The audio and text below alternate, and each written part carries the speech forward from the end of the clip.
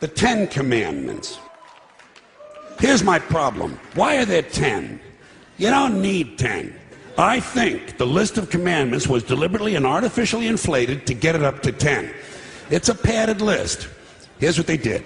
About 5,000 years ago, a bunch of religious and political hustlers got together to try to figure out how to control people, how to keep them in line. They knew people were basically stupid and would believe anything they were told, so they announced that God had given them some commandments. Up on a mountain, when no one was around, God had given them the 10 Commandments. But let me ask you this. When they were sitting around making this shit up, why did they pick 10? Why 10? Why not 9 or 11? I'll tell you why. Because 10 sounds official. 10 sounds important. They knew if it was 11, people wouldn't take it seriously. Say, what, are you kidding me? The 11 Commandments? Get the fuck out of here. But 10 sounds important. 10 is the basis for the decimal system. It's a decade. It's a psychologically satisfying number. The top 10, the 10 most wanted, the 10 best dressed.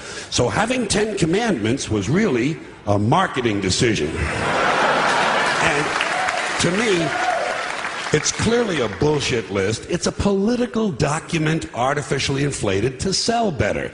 I'm going to show you how you could reduce the number of commandments and come up with a list that's a little more workable and logical. We're going to start with the first 3, and I'll use the Roman Catholic version because those are the ones I was taught as a little boy. I am the Lord thy God. Thou shalt not have strange gods before me. Thou shalt not take the name of the Lord thy God in vain. Thou shalt keep holy the Sabbath. Right off the bat, the first 3, pure bullshit. Sabbath day, Lord's name, strange gods. Spooky language. Spooky language.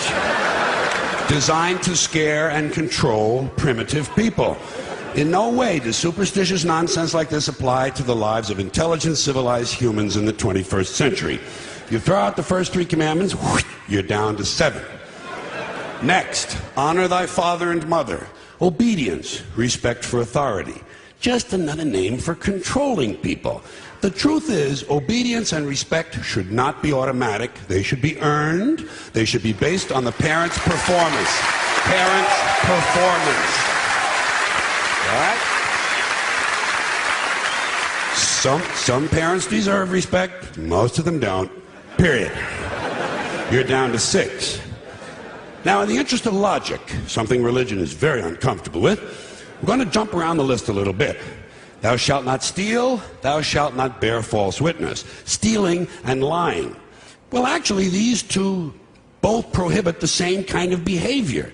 Dishonesty, stealing, and lying. So you don't need 2 of them. Instead, you combine them and you call it thou shalt not be dishonest. And suddenly, you're down to 5. And as long as we're combining, I have 2 others that belong together. Thou shalt not commit adultery, thou shalt not covet thy neighbor's wife. Once again, these 2 prohibit the same kind of behavior, in this case, marital infidelity. The difference is coveting takes place in the mind, and I don't think you should outlaw fantasizing about someone else's wife. Otherwise, what's a guy going to think about when he's waxing his carrot? But marital fidelity is a good idea, so we're going to keep the idea and call this one, thou shalt not be unfaithful. And suddenly, we're down to 4.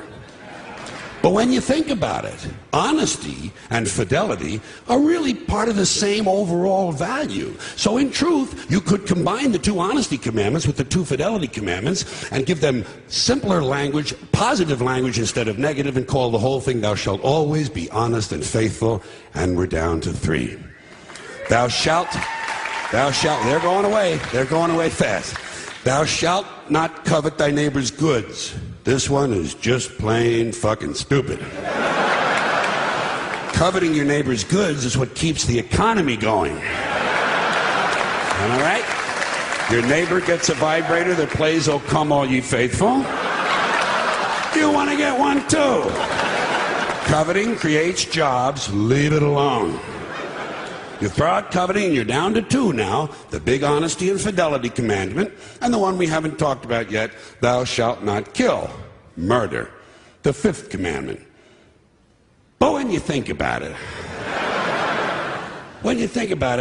religion has never really had a big problem with murder. Not really. More people have been killed in the name of God than for any other reason. All you have to do... Sure.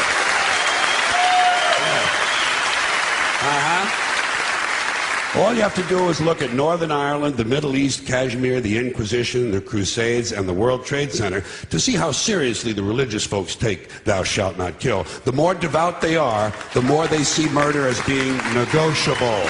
It's negotiable. You know? It depends. It depends. It depends on who's doing the killing and who's getting killed. So, with all of this in mind, I leave you with my revised list of the 2 commandments. Thou shalt always be honest and faithful to the provider of thy nookie. And thou shalt try real hard not to kill anyone, unless, of course, they pray to a different invisible man from the one you pray to. 2 is all you need. Moses could have carried him down the hill in his fucking pocket. And if they had a list like that, I wouldn't mind those folks in Alabama putting it up on the courthouse wall. As long as they included one additional commandment, thou shalt keep thy religion to thyself.